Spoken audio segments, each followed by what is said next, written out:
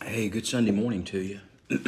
Hope that you've already sprang forward and know that it's already 7:30, so you need to be getting around and attending your place of worship.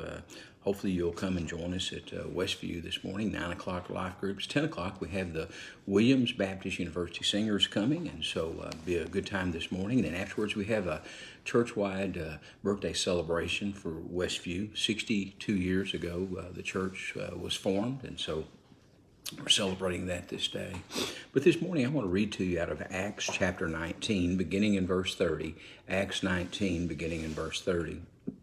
It begins and says, "And when Paul wanted to go into the people, the disciples would not allow him. Then some of the officials of Asia, who were his friends, sent to him, pleading that he would not venture into the theater. Some therefore cried one thing and some another, for the whole assembly was confused, and most of them did not know why they had come together.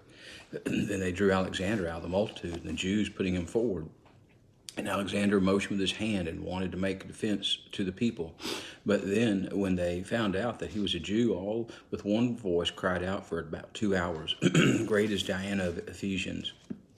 And when the city clerk had quieted the crowd, he said, 'Men of Ephesus, what man is there who does not know that the city of Ephesians is temple guardian of the great goddess Diana, and of the image which fell down from Zeus? Therefore, since these things cannot be denied, you ought to be quiet and do nothing rashly.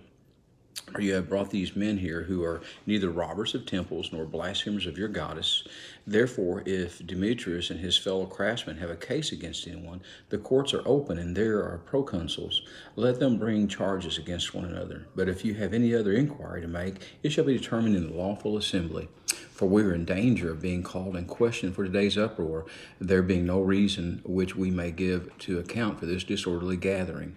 And when he had said these things, he dismissed the assembly." After the uproar had ceased, Paul called the disciples to himself, embraced them, and departed to Macedonia. And so we see in this passage things going on. What had happened is there was Demetrius got upset because the witnesses, the people who were there, people were converting away from the pagan worship of the goddess Diana and the paganism of the Greeks. And were following Jesus. He got upset, and so he grabbed the others and brought them in, but he didn't get Paul. In verse 30, Paul wanted to go there, but the people didn't want him to. Paul, like many of us, was ready to dive in automatically. He wanted to be in the center of it, wanted to be defending the faith, but this was a question of his safety and those who cared for him wanting to keep him out of harm's way to see what was going to happen. I noticed in verse 33, whenever they brought Alexander out of the multitude and the Jews put him forward, the Jews didn't want to be followers of the way, but they wanted to live comfortably there among the pagans, and they didn't want to have any issues, and so they're going to have Alexander try to defend the Jews. They didn't care about the people of the way, but they were afraid that the Jews would be swept up in it. You see, as Christians, we need to understand that there are those who may seem to be our allies. The old saying, if they're not our enemy, they're our friend. But you need to know that that's not always the case. Some people are just looking to save their own skin and will separate in the time of trouble. The court goes forward. The city clerk says, we don't need to be doing this, leave it alone. There's a key in here that I noticed.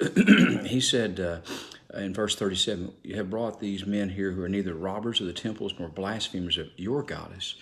He didn't say of our. And so this one who's in charge of the city clerk, he may not have been a follower of the goddesses. He may have been a follower of the way. We don't know. He stayed detached.